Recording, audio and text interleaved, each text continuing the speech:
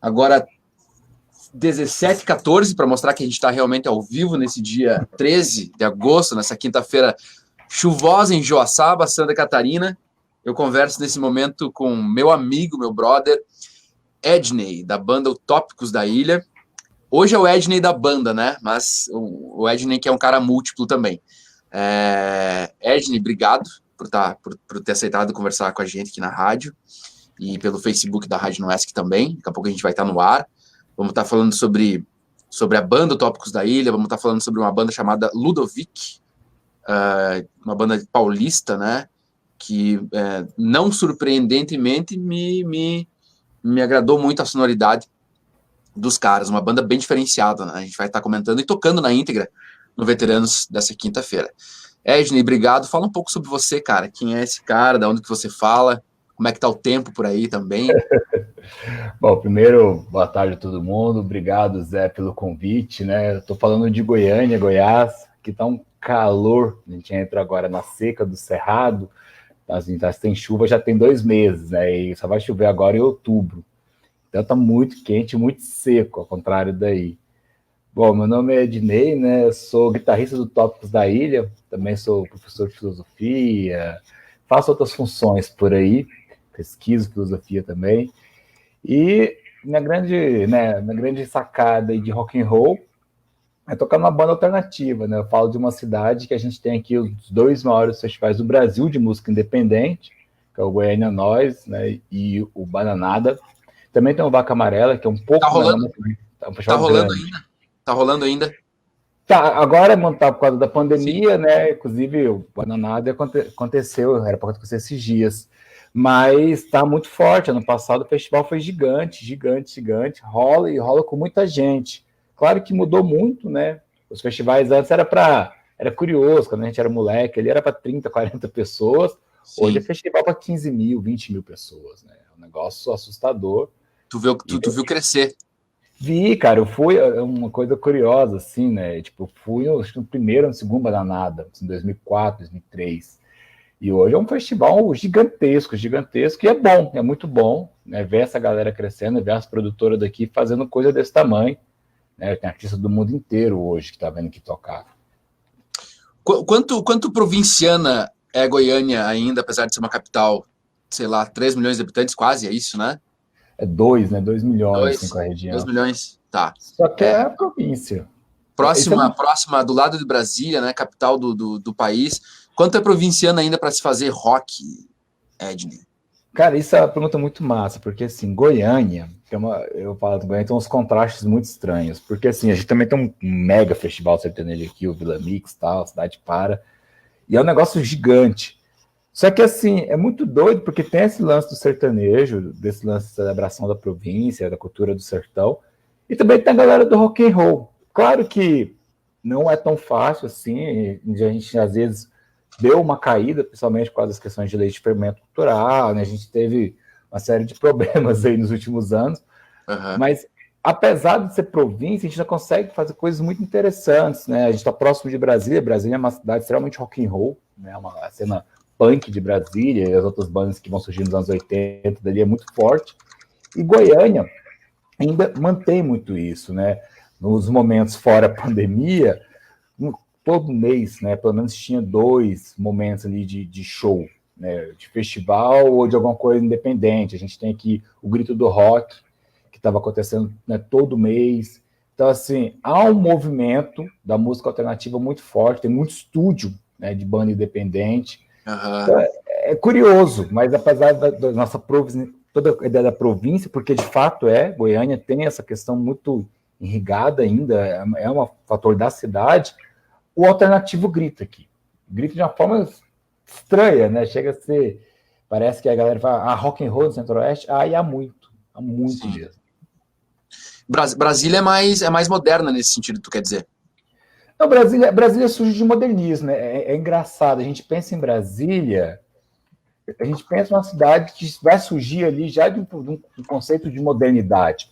Sim. Apesar de que o gênero característico goiano ocupou o mundo inteiro, o Brasil inteiro, né? Que é o sertanejo.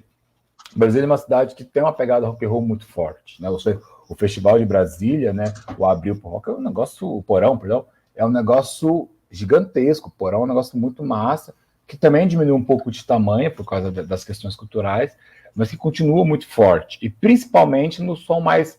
Porque Brasília ficou naquela coisa do som mais cru, né? Do som mais... A gente pode dizer, o punk, o grunge, o rock and roll mais clássico. Goiânia, de uns 5 anos para cá, as bandas que ganharam destaque são bandas, a gente pode chamar de banda indie, né? O Carne Doce, a Black Dog Sharks recentemente, assim, Violence, que são bandas mais de uma pegada mais... Bugarins é Goiânia também? Oi? É Goiânia, né, Bugarins? Goiânia, sim, daqui de Goiânia, Bugarins.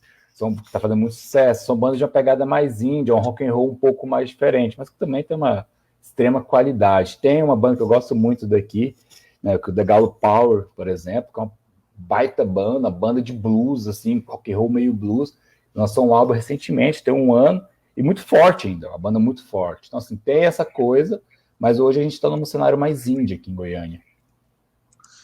Brasília tem bandas que ficaram no imaginário popular do Brasil, ainda estão há muito tempo, né? Paralamas, Legião, Legião, Plebe, aquela coisa toda, né? Goiânia ainda me parece que não teve, pelo menos, nesse sentido, né? Só para quem está ouvindo e não sabe, quantos quilômetros Goiânia de Brasília? Cara, dá 180 quilômetros, né, até chegar na região da cidade satélite. É perto, 2 horinhas de carro, é pertinho. Mas realmente, Goiânia chegou no cenário diferente da música, né? Porque sim, quando os anos 80 estavam gritando rock and roll, a gente estava gritando Christian Ralph. E aí, o que importava, que exportava, era outra pegada. Apesar de já existir bandas nessa época, 80, 90, já tinha bandas de rock and roll aqui em Goiânia, mas era um cenário muito pequeno. No começo agora desse século XXI, principalmente com a Monstro Discos, que é a grande produtora de música alternativa aqui, o negócio cresceu muito. Só que aquela, como você falou, né, teve bandas que tocou no mundo inteiro aí, como Bugarins, por exemplo, mas que ainda não marcou a música popular. Até porque eu não sei se o rock and roll vai ter esse poder ainda. Isso que eu ia perguntar para ti, o quanto importa, né? Acho que hoje com essa ideia de Spotify, a forma como transmite a música é muito diferente, né? A gente nem consegue mais, né? A ideia de um CD, de um álbum, com encarte, praticamente já deixou de existir. E a própria ideia do popular, né? Assim, acaba que a gente vai ficando cada vez mais em bolhas, né? Vai ficando nicho. Então, bandas tipo, igual Paralamas, a Plebe, né? Fazia turnês, mega shows, talvez a gente não consiga mais emplacar. Que eu acho que as pessoas, os roqueiros, digamos assim, os fãs de rock do Brasil, eles são um pouco viúvos, né, daquela geração 80, e acreditam que aquilo não foi algo inédito no Brasil, né, que aquilo sempre existiu e que aquilo é um pouco do nosso jeito de ser, né, e na verdade foi uma década, nunca teve isso antes, né. Teve rock antes no Brasil, óbvio, teve, desde o começo do rock, e sempre teve rock bem feito sendo feito no Brasil. Mas essa geração 80, que ficou no imaginário popular, que transformou, fez as canções tocarem o tempo inteiro no rádio, foi um momento único e próprio que as mesmas pessoas que estavam cantando Legião Urbana em 1989, em 1990, estavam cantando o Chitãozinho Chororó, saca? É a mesma geração, quer dizer, aí fica um pouco com essa ideia, não sei se tu concorda, essa ideia que antigamente que era bom, antigamente que tinha música boa, rock especificamente, né? Não, eu concordo demais, porque é no mínimo curioso que a gente passa, assim, tem muita gente, eu faço essa uma piada, eu lembro quando saiu um álbum da Beyoncé, o Lemonade, que eu falava que era o álbum mais rock and roll do ano, o álbum da Beyoncé, porque esse era um álbum de protesto, etc. Porque o rock and roll perdeu esse protagonismo, né? A galera rock and roll dos anos 80, hoje, boa parte são conservadores, né? A gente vê o vocalista do Pancel, o Felipe Pancel, o vocalista do Panteras, que apoia o Trump. Né? É um negócio estranho ver como é que tanta gente do rock and roll, né, daquela estética tão agressiva e polêmica, passou-se o tempo, né, e essa galera foi para outra pegada. E eu acho que foi um fenômeno que teve nos anos 80 do rock ser a música mais popular do Brasil. E não só aqui, isso aconteceu na América Latina toda, né? Na Argentina foi assim, no Peru foi assim, no Chile foi assim. Sim. E acabou que esse fenômeno mudou. Nos anos 90 os estilos vieram outros, e aí você vai ter, a coisa vai ficando mais pop, né? As bandas que vão vir depois são bandas bem mais pop, etc. E até a gente ter hoje um uma coisa aí que mistura sertanejo com popular, que ocupou esse lugar da música tocada, da música, que a gente pode dizer, da MPB, né, da popular brasileira. Não que o rock não tenha mais esse lugar de fala, eu acho que tem, sabe? Sempre vai ter, na verdade. Inclusive, é curioso, porque assim, o rock and roll ele perdeu um pouco do lugar de fala, e as bandas que a gente tem hoje, a maioria não fazem música de protesto, né? Aí é só a cena underground, é o punk, as bandas alternativas que essas estão gritando, fazendo música de protesto, né? A minha banda, por exemplo, a gente faz música de protesto, a gente faz música falando da atual situação do governo, a gente faz música questionando a sociedade. Sim. Porque é isso, o rock and roll ele é um diário, né? Ele é para contar o que está acontecendo. Ednei, já que tu comentou sobre a tua banda, vamos entrar no ar aqui pela rádio também e já iniciar esse papo sobre o Tópicos da Ilha? Maravilha. Vamos lá então, tá tocando um Queen por aqui. Ah, coisa boa. Entrou um Queenzão aqui. É?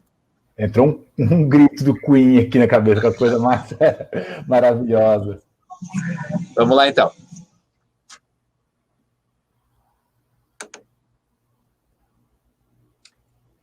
Cinco e 25, veteranos por aqui ao som de Queen com Fat Bottom Girls.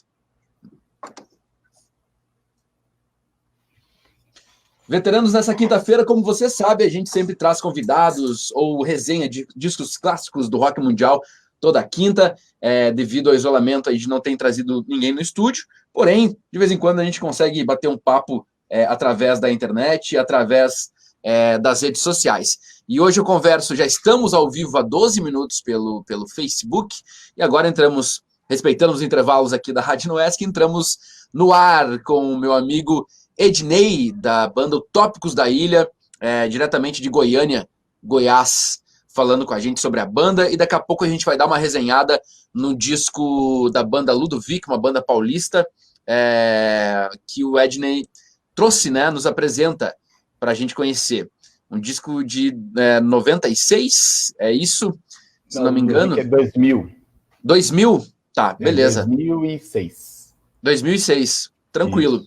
Eu achei que 2006 era a comemoração dos 10 anos do lançamento do disco. Beleza, tudo certo.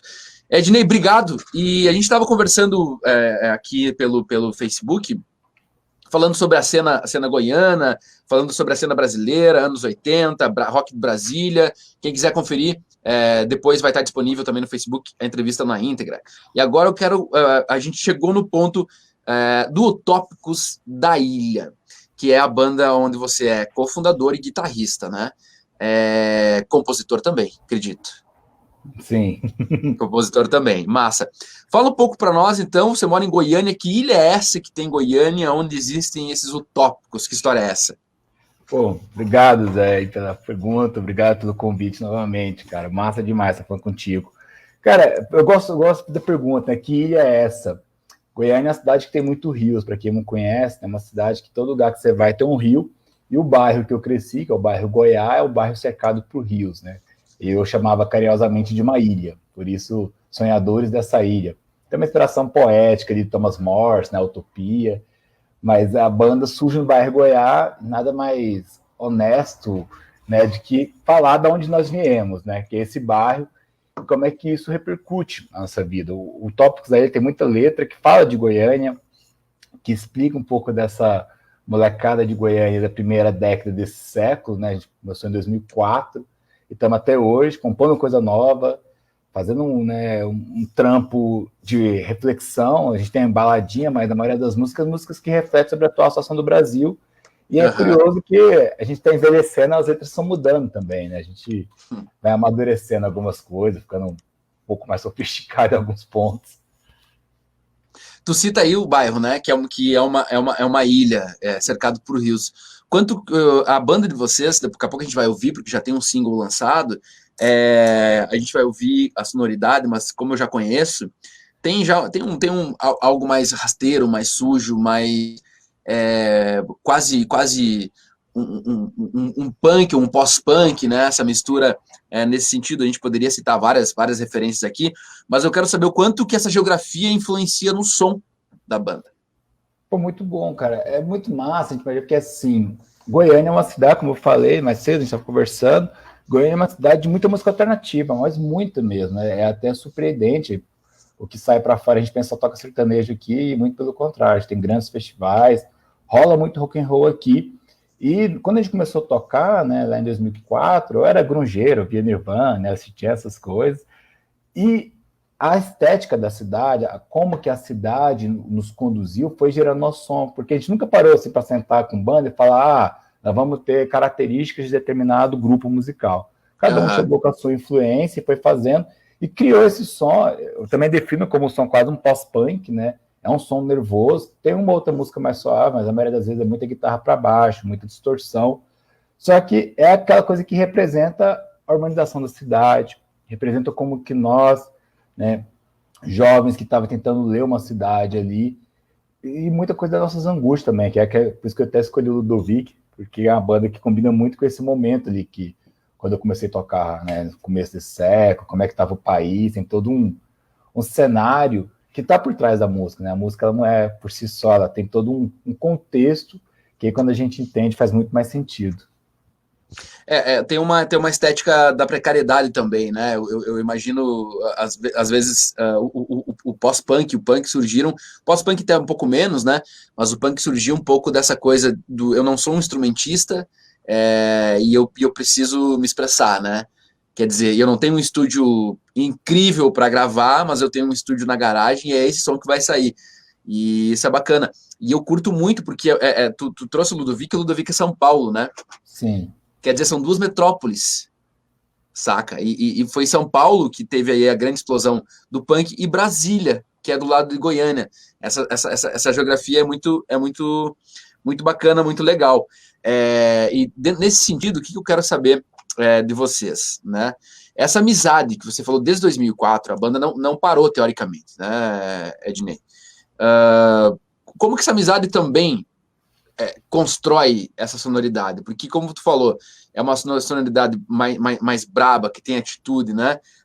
Mais dedo na cara, mas também eu vejo pelas fotos da banda, vejo pelas conversas, tem uma afetuosidade muito, muito bonita, né? Entre todos da banda. Como é que é isso na cabeça de vocês?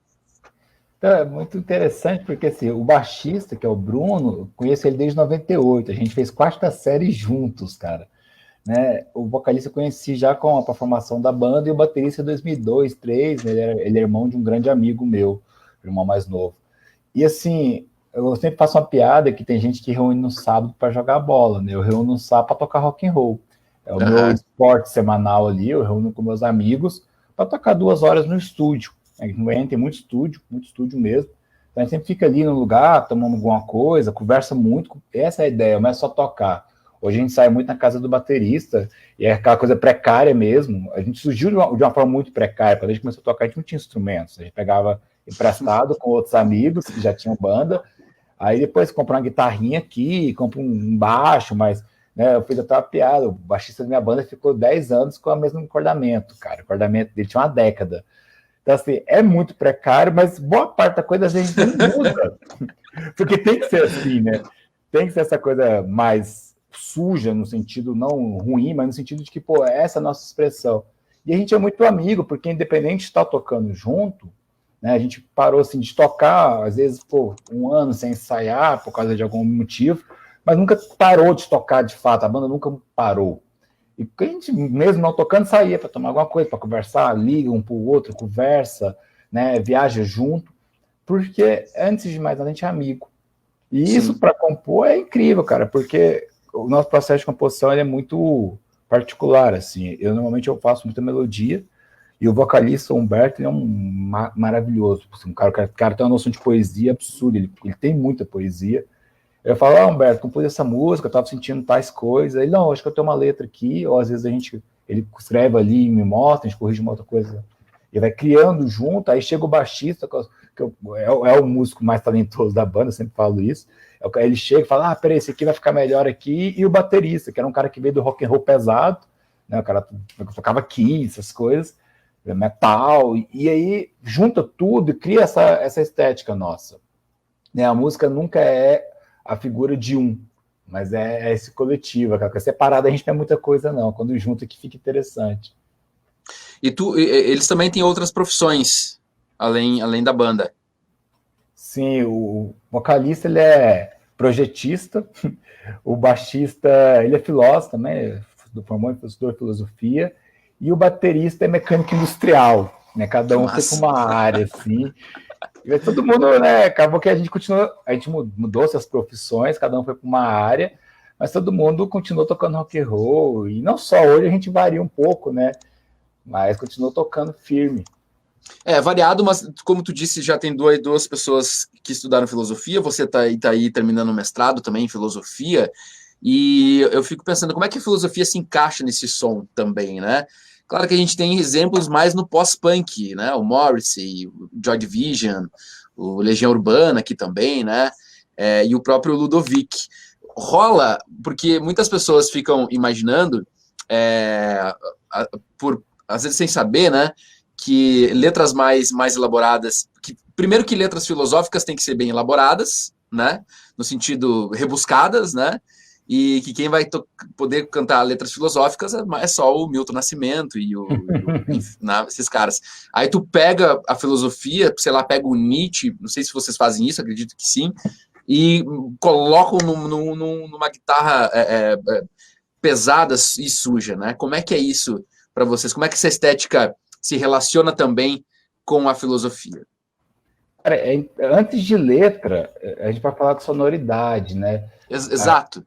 É um negócio muito interessante, porque quando eu vou compor ali, principalmente a parte instrumental, eu estou ouvindo alguma coisa, até tem essa música que a gente vai rolar, que é Unidos pelo Mal, né? Essa música eu estava ouvindo Chico Buarque, quando a gente compôs o instrumental dela. Era nem rock and roll e tal. Só que, o que acontece? Quando a gente tem essa mentalidade da crítica, a coisa ela não soa somente na letra, mas também no instrumental. A gente fala muito de poesia, de filosofia. Tem uma letra nossa, eu gosto muito, que é uma chamada Coisas Inúteis.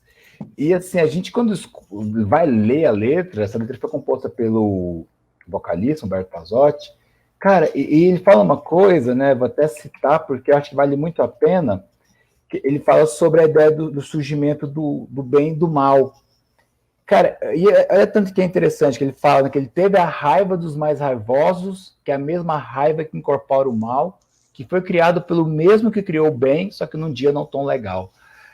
Isso é lindo, velho. Isso é lindo, assim. Aquela coisa de que o bem e o mal têm a mesma origem, só que às vezes a gente cria as coisas, né? E isso é Agostinho, por exemplo, né? Quando você vai ver a origem do mal, você vai ver essas discussões filosóficas em vários caras. Você não precisa falar para esse aqui, segundo Kant, não. Até porque muitos deles eram romancistas, né? Eles escreviam também numa forma enquanto romance, né? Não, principalmente a filosofia de Agostinho, né? Quando a gente lê Agostinho, é bonito, ler Descartes é muito bonito, né? É caras que você lê, ou lê esses mais modernos, como Nietzsche, por exemplo, você lê e fala, pô, que negócio massa. Sim. E boa parte, porque a gente mistura muita reflexão política com reflexão pessoal, né? Tem uma música que eu gosto muito, chama Baixa Estima, que é a música que assim, ela surgiu de um contexto totalmente aleatório, e a coisa, a letra, ela foi evoluindo sem precisar mudar a letra. Porque nós, enquanto intérpretes da canção ali, mudamos a nossa concepção da própria música. Então, às vezes, a letra já existia antes, e aí a gente mudando nosso pensamento, evoluindo, estudando, a nossa compreensão daquela canção é outra.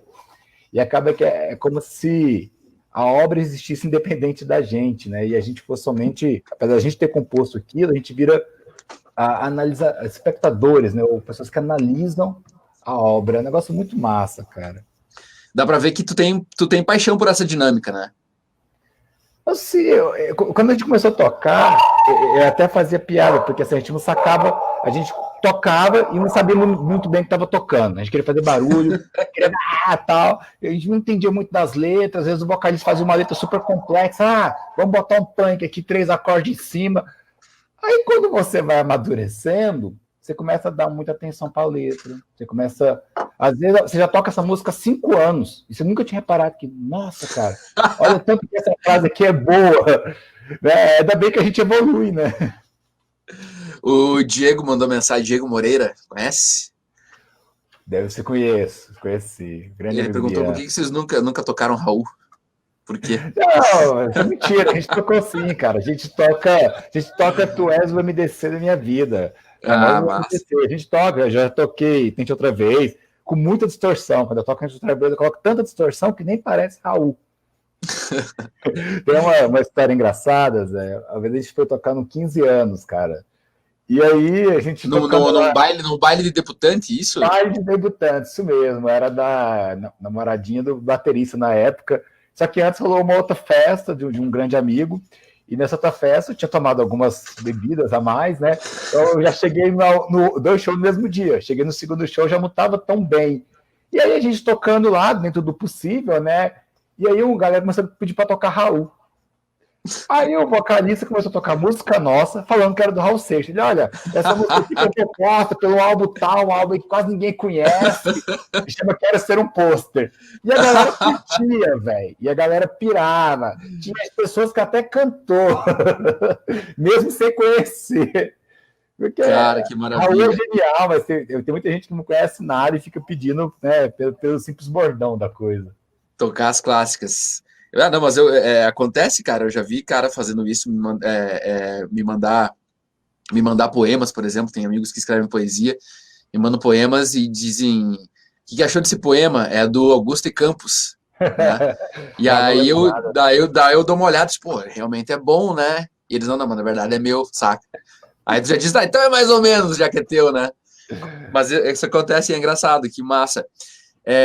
Ednei, seguinte, cara, como é que vocês estão aí do disco? Vocês estão planejando lançar um disco? Eu sei que já tem um single agora no Spotify que a gente vai ouvir. Como é que tá isso? Como é que tá os planejamentos?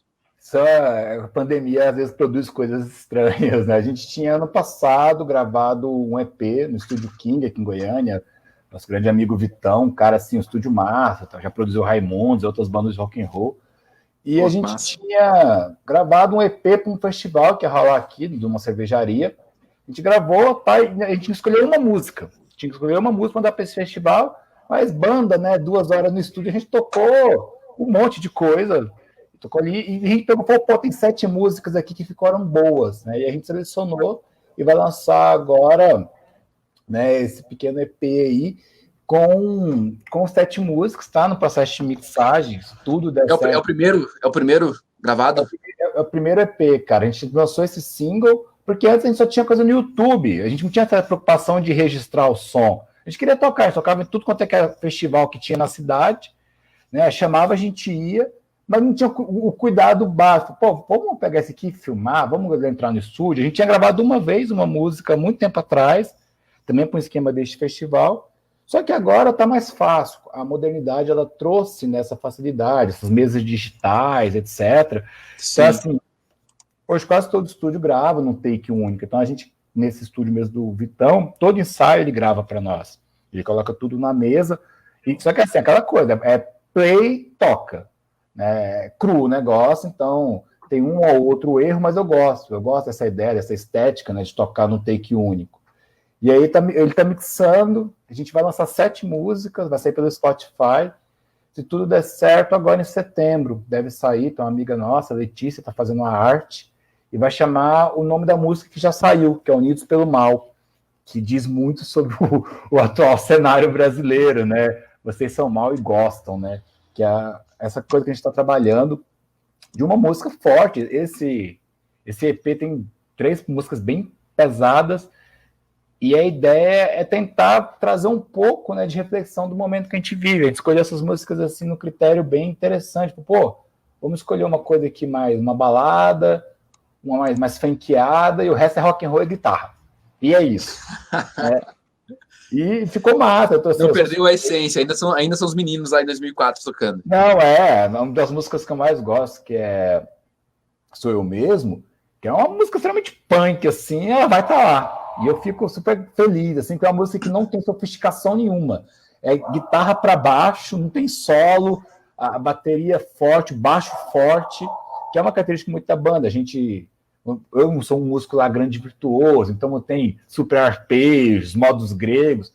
Não, é rock and roll, pentatônica, uma ou outra melodia, né? Eu me dou mais um trabalho de fazer uma coisa porque pintou na época. Mas sim, a essência da coisa ainda é muito rock, ainda é muito forte. E é interessante que não é complexo, mas quando junta tudo parece, né? Aquela coisa que fala, nossa, que sonoridade diferente. A gente põe uma flauta, o vocalista toca flauta transversal, a gente põe uma flauta ali, fica parecendo que é um mega arranjo, é nada, é 4 notas.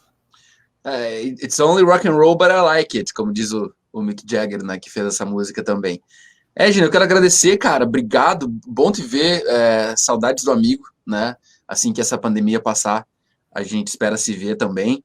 E eu queria, para encerrar, que tu comentasse sobre o Ludovic, né, essa banda paulista que a gente vai resenhar aí na próxima hora, a partir das 6, aqui na Rádio Noesc FM. Bom, assim, eu escolhi o Ludovic, não é a banda favorita dos meus amigos da banda, esse é gosto pessoal, essa é uma coisa particular. É uma banda que eu gosto muito, o vocalista Jair Naves tem uma carreira solo super interessante hoje. E é engraçado que o Jair Naves, quando ele saiu do Ludovic, ele fez um álbum voz e violão. E é uma banda que você escutou do Ludovic, é punk, é dedo na cara, é gritaria, é letra pesada. E o Ludovic foi uma banda que, para mim, ela é importante pelo momento que eu comecei a escutar o Ludovic. Eu comecei a escutar o Ludovic no final da adolescência, ali 2005, 2006. Eles tinham um álbum já antes, que era o Servil, e depois eles lançaram o Idioma Morto. E o show do Ludovic é um negócio assim... Cara, só quem viu para entender, era uma explosão, era uma energia, era hardcore, era gente quebrando tudo, era gente chorando, era gente gritando, tudo no mesmo show. E o Jair Naves, ele é de uma expressão, de uma humanidade. Uma vez eu fui no festival de cinema que tem aqui, o Perro Louco, e o Jair Naves tocou sozinho e tal, e no final eu fui trocar uma ideia com ele, né? E ele tava no camarim meio assim, encolhido. Cara, eu fui agradecer ele, né, por tanto rock and roll, tanta música boa. E ele me abraçou e falou, cara, obrigado por ter vindo no show, né? E eu vi, assim, a humanidade que é aquele cara. E esse álbum que eu escolhi é o Idioma Morto. E eu gosto muito do nome, porque... o nome é muito curioso, né? Segundo a banda, é porque o que eles cantam, ninguém mais entende. É por isso que é um idioma morto. É uma forma de expressar sentimentos que a galera não entendia. Porque... Parece que o último show que eles fizeram, o Jair Naves encerrou o show dizendo: espero que vocês não nos esqueçam. Sim, teve isso foi de uma turnê, eles refizeram uma pequena turnê agora, inclusive, porque a ideia do Ludovic, eu acho que foi assim, foi uma explosão que aconteceu em determinado momento, que precisava, porque a nossa geração, cara, a gente passou muita situação ruim nos anos 90, né? A gente cresceu... Né, de insulto em insulto para se tornar um adulto. Então, assim, a coisa foi muito pós-militarismo, e a gente tendo que se virar e vender, falar, só você consegue, pintou essa ideia de meritocracia absurda no país. E quando a gente chegou ali no começo do século, que as coisas começaram a melhorar, a gente veio um peso muito grande. Sim. Cara, o que eu estou fazendo da minha vida? E o Ludovic, a primeira música desse álbum, cara, que começa assim, né? Ex-futuro diplomata, né? E ele fala assim: aquele que liderava a luta se rende à vida adulta clamando por piedade, né? Entregando o currículo em branco e clamando por piedade. Porque ser adulto é isso, né? A gente vai chegar no momento que tem que trabalhar, tem que viver. Eu falo que ser adulto é procurar trabalho, é o maior castrador de vida louca, né? Quando você tem que se adaptar ao sistema, e o Ludovic era uma molecada que tinha que se adaptar, e eu acho que é os caras dando o grito deles, que a gente vai se adaptar, mas a gente vai deixar um grande recado, né? E o recado que fala de muitos sentimentos e coisas que é muito atual, bicho, é um negócio assim, depressão, né, que na época a galera mencionava muito pouco. 2006, né? 2006, cara, a ideia da tristeza, né? 14 anos. Uma discussão sobre masculinidade já tem no álbum ali, que é um negócio muito interessante. O Jair Naves é muito sensível, e ele fala assim, ele se perguntando o que é essa ideia do masculino. Cara, é muito interessante perceber. E é muito poético, muito bonito, saca? Eu senti isso também, eu não conhecia e senti muito isso também, muito, muito. Tudo encaixa, a letra, a melodia, sonoridade.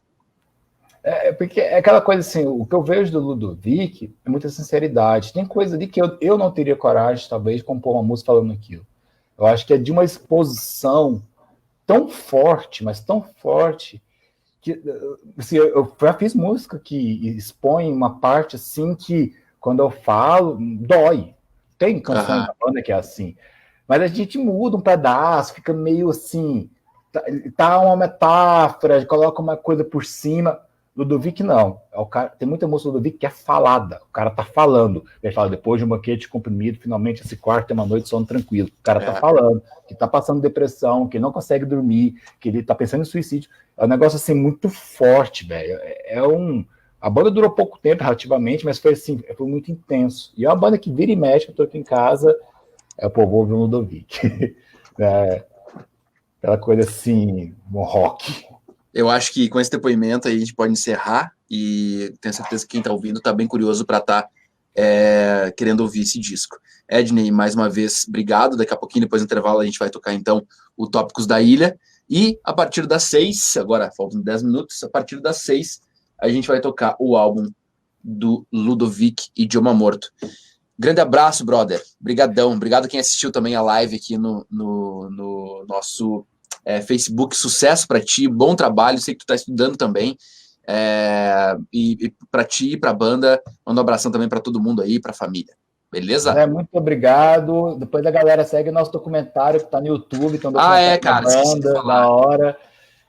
Só ir no YouTube lá e acompanhar. E a gente também tem Instagram, Spotify. Então, busquem na internet, Tópicos da Ilha, que a gente tá por aí. Os caras já estão na pandemia, né? Já estão lançando música no Spotify. Depois, desde 2004, isso? E agora com o documentário da banda. E tá muito legal. E bem legal, cara. Essa conversa que a gente teve aqui tá lá no documentário com todos daí, né, Ednei? Sim. Valeu demais. Obrigado, Zé. Abraço aos queridos Utópicos, Humberto, Bruno, Fábio. E agradecer ao meu amigo César Garzola, que produziu o documentário. E é isso aí, galera. Valeu demais. O Tópicos da Ilha, aqui na Rádio Noesc FM. Agora, 17 horas e 51 minutos. Valeu, bicho. Valeu, saiu do online. Estamos ainda ao vivo pelo Facebook, tá? Ah, legal, pô. Vamos tocar o álbum. E brigadão, cara. Brigadão por apresentar também esse álbum, que eu não conhecia. Mais um que tá na minha lista aí dos favoritos dos últimos tempos. Cara, o Jair Naves lançou recentemente um álbum muito bom também, solo, que eu recomendo. Ele lançou uma música agora, tem 2 semanas, e Rompe, que é uma porrada, mas um mês, aliás, que é muito forte. E assim, é um cara que eu super recomendo acompanhar, porque tá produzindo muito. E Ludovic é maravilhoso, cara. É uma banda que quem gosta da pegada grunge, nervosa e sentimental, é um prato cheio, assim. Valeu, cara. Obrigado mais uma vez. A live vai ficar salva aqui, depois eu compartilho com vocês, tá? Valeu. Muito obrigado, Zé. Imagina, eu que agradeço. Tchau.